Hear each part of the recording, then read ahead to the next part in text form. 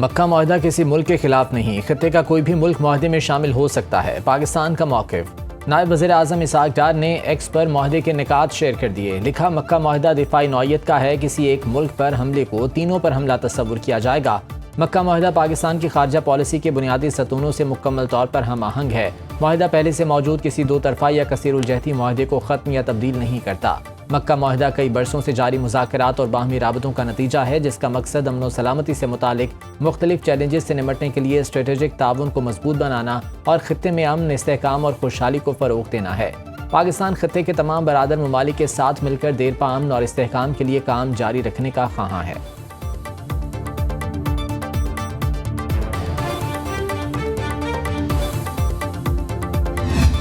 तीन मुल्कों का इकट्ठा होना मुसलमानों को एक नई उम्मीद देगा। ये मुक़द्दस दस्तावेज़ जो है ये मुसलमान उम्मा के उस इत्तेहाद की नवीद है जिस इत्तेहाद से मुतल्लक जो है वो मुसलमान उम्मा ने ख्वाब देखे। पाकिस्तान तुर्की को और सऊदी अरेबिया को एक ऐसी पोजीशन में रखेगा जो हम फौलादी दीवार बन के हर अपने दुश्मन की अग्रेशन का मिल के इंशाल्लाह मुकाबला करेंगे। वफाकी वुज़रा और अरकान पार्लियामेंट ने दिफाई मुआहदे को तारीखी करार दे दिया। कहते हैं तीन ममालिक का मुआहदा किसी के खिलाफ नहीं, अमन की जमानत है। दिफाई मुआहदे से खित्ते में अमन के नए दौर का आगाज होगा। मक्का दिफाई मुआहदा पाकिस्तान समेत पूरी उम्मत मुस्लिमा के लिए फ़ख्र की बात है। पाकिस्तानियों को दुनिया में वो मकाम मिला जिसकी वो ख्वाहिश करते थे। दुनिया अब पाकिस्तान को अमन के दायक के तौर पर जानती है। मक्का दिफाई मुआहदा वज़ीर आज़म और फील्ड मार्शल की मेहनत का समर है। मुक़द्दस सरज़मीन पर तारीखी मुआहदा पाकिस्तान के लिए एजाज़ की बात है। बरादर इस्लामी मुल्क में मुआहदे से अमन की नई राहें खुलेंगी।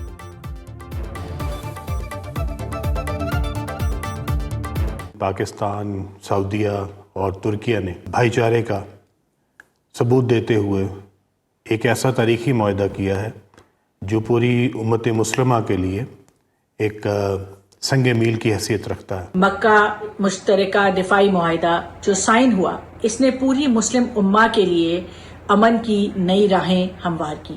जहाँ ये मुआहदा फील्ड मार्शल सैयद आसिम मुनीर साहब की क़यादत में हमारी मुसल्लह अफवाज की पेशावराना महारत का सबूत है, वहाँ जनाब प्राइम मिनिस्टर शहबाज शरीफ साहब की क़यादत में हमारी सियासी टीम की दिन रात की जो मेहनत है और सिफारती सतह के ऊपर जो कामयाबियाँ हैं उसको भी तस्लीम करना है। हम के बली है, हम मुस्तफा भी है।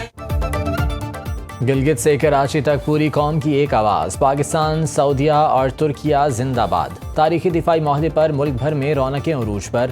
अहम शाहराहों पर पाकिस्तान, सऊदीया, तुर्की के परचमों की बहार। ईवान सदर, वज़ीर आज़म हाउस, पार्लियामेंट सज गए। लाहौर का मॉल रोड रोशनियों से जगमगा उठा। पाकिस्तान एयरपोर्ट्स अथॉरिटी हेडक्वार्टर्स और एयरपोर्ट सब्ज और सुर्ख रोशनियों से मुनव्वर। पाकिस्तान रेलवेज हेडक्वार्टर्स को भी सजा दिया गया।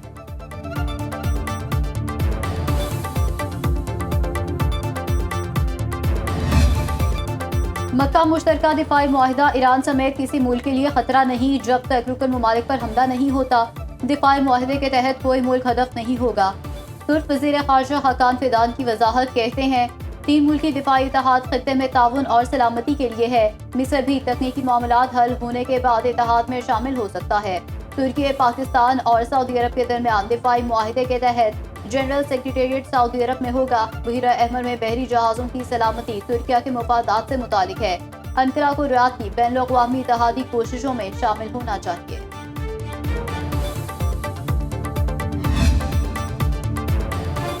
इस्लामाबाद मफाहमती याददाश्त की खिलाफ वर्जियों तक मुज़ाकरात नहीं होंगे। ईरान का दो टोक मौक़िफ़। ईरानी सदर मसूद पज़ेश्कियान कहते हैं मुआहदे पर पहुँचने के लिए बेहतरीन वक्त है।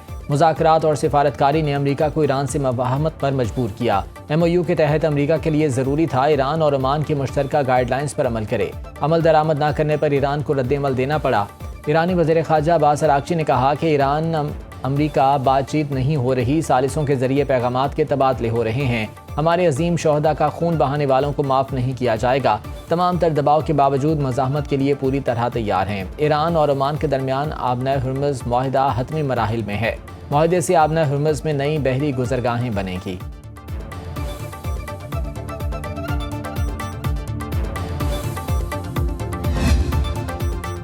वाशिंगटन और तेहरान के दरमियान मुज़ाकरात में पेशरफ्त हुई है, लेकिन तनाज़ा अभी ख़त्म नहीं हुआ। अमरीकी नायब सदर जेडी वेंस का फॉक्स न्यूज़ को इंटरव्यू दावा किया, ईरान को शदीद नुकसान पहुंच रहा है, वो तनाज़ा ख़त्म करना चाहता है, सूरत हाल अभी अपने अख्ताम तक नहीं पहुंची। अमरीकी अवाम के बेहतरीन मफाद के लिए सिफारती, मुआशी और फौजी ज़राए इस्तेमाल कर रहे हैं। असल सवाल ये है, क्या ईरानी निज़ाम वो शराइत पूरी करने के काबिल है जो अमरीका ज़रूरी समझता है? इसका फैसला अभी होना बाकी है। मुज़ाकरात में एक अहम मौजू अपना हुर्मस से तेल और गैस की तरसील को यकीनी बनाना है।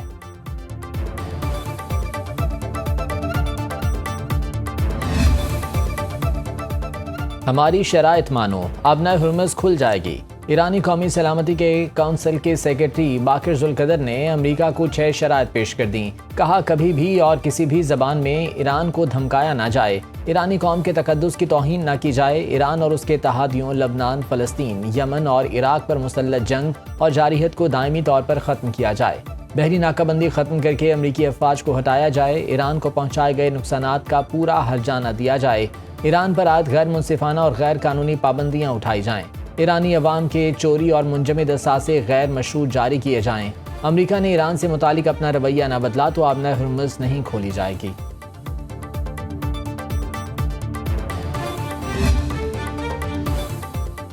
मुश्तबा खामनाई सेहतमंद है, सुप्रीम लीडर बनने के बाद पहली वीडियो जारी। मुश्तबा खामनाई को गुफ्तगू करते देखा जा सकता है।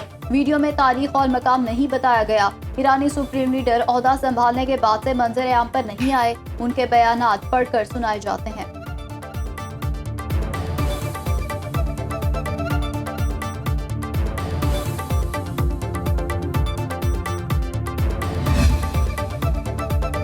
वज़ीर-ए-आज़म शहबाज शरीफ सिफारती महाज पर मुतहर्रिक रवा माह 2 गैर मुल्की दौरे करेंगे। सिफारती ज़राए के मुताबिक वज़ीर-ए-आज़म 17 अगस्त से इंडोनेशिया का दौरा करेंगे। जकार्ता में D8 सरबराही इजलास में शिरकत शेड्यूल। शहबाज शरीफ किर्गिज़स्तान में SCO समिट में भी शिरकत करेंगे।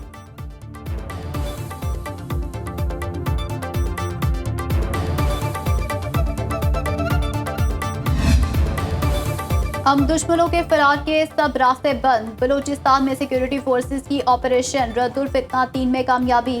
15 ख्वारिज को जहन्नुम वासिल कर दिया गया। मस्तूम, गुलान, वाशिक, आवरान, सिद्दीक, उज़दार, हरनाई और नोशकी में ऑपरेशन किए गए। ख्वारिज के कब्जे से बड़ी मिकदार में असलहा और गोला बारूद भी बरामद किया गया। सिक्योरिटी फोर्सेस की मौसर कार्रवाइयों के बायस ख्वारिज के नेटवर्क को शदीद नुकसान पहुंचा। वज़ीर दाखिला मोहसिन नकवी का कामयाब इंटेलिजेंस बेस्ड ऑपरेशंस पर सिक्योरिटी फोर्सेस को खिराज तहसीन। कहा, दहशतगर्दी के खिलाफ बरसरे पेकार बहादुर जवान कौम का फख्र हैं।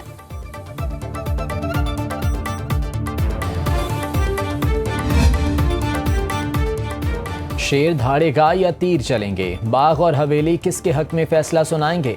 आज़ाद कश्मीर इलेक्शन का तीसरा राउंड कल होगा। पुंछ डिवीजन की 11 में से 4 नशिस्तों पर पोलिंग होगी। बाग के 3 और हवेली के 1 हल्के में 82 उम्मीदवार मद्दे मुकाबिल। 4,60,000 से ज़्यादा वोटर्स अपना हक रायदही इस्तेमाल करेंगे।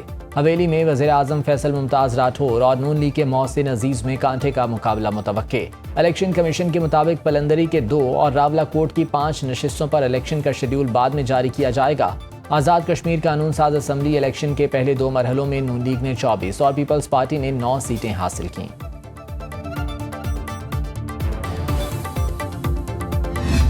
नून लीग चूँकि इलेक्शन रिगिंग की बड़ी मास्टर है, बोंडे तरीके से मैं समझता हूँ धांधली नहीं कह सकते, उसको धांधला कह सकते हैं। तो पंजाब पुलिस का जो रोल था वो भी बहुत वहाँ नेगेटिव था। वो टोटली अपने जो नून लीग के उम्मीदवार थे उनके हक में जो है वो कर रहे थे सारा कुछ। पीपल्स पार्टी के रहनुमा चौधरी यासीन की इलेक्शन कमीशन आज़ाद कश्मीर पर इल्जामात की बारिश। कहते हैं मौजूदा इलेक्शन कमिश्नर के मखसूस मकासद हैं। हल्का LA9 में धांधली नहीं धांधला किया गया। इलेक्शन कमीशन ने अपनी मर्जी से इंतखाबात करवाए। पीपल्स पार्टी ने पहले दिन से मरहलावार इंतखाबात की मुखालफत की। नून लीग के बयानात जल्दी पर तेल का काम कर रहे हैं। राना सनाउल्लाह 1 साल पहले कह चुके थे कि कश्मीर में हुकूमत बनाएंगे। आज़ाद कश्मीर इलेक्शन में 2016 के इंतखाबात की याद करवाई गई।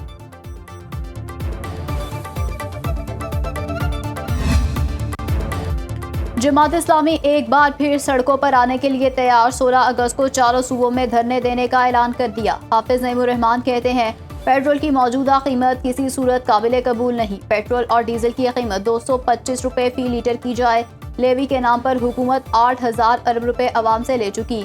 मुल्क में नाअहली और करप्शन का बोझ अवाम पर डाला जाता है। हमारा एजेंडा अवाम को महंगाई से निजात दिलाना है।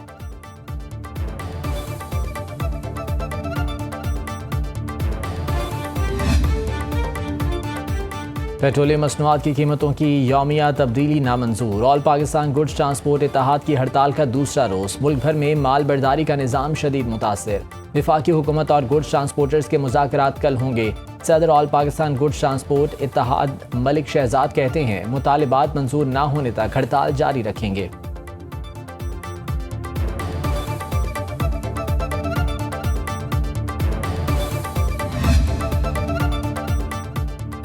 आखिर हमारे दुख कब कम होंगे? अवाम का एक ही सवाल। आटा, चावल, सब्जी, गोश्त सब कुछ महंगा। रही सही कसर गिरा फरोशों ने निकाल दी। आलू का सरकारी रेट 33 रुपए बाजार में 60 रुपए किलो फरोख्त। 240 वाला टमाटर 300 रुपए किलो बिकने लगे। 160 वाला लहसुन 320 रुपए किलो दस्तयाब। प्याज, अदरक, सब्ज मिर्च, भिंडी, कद्दू, करेले, टिंडे और लीमू भी महंगे दामों फरोख्त। ब्रॉयलर गोश्त 530 रुपए किलो तक जा पहुंचा। हमारे शोहदा हमारा फख्र।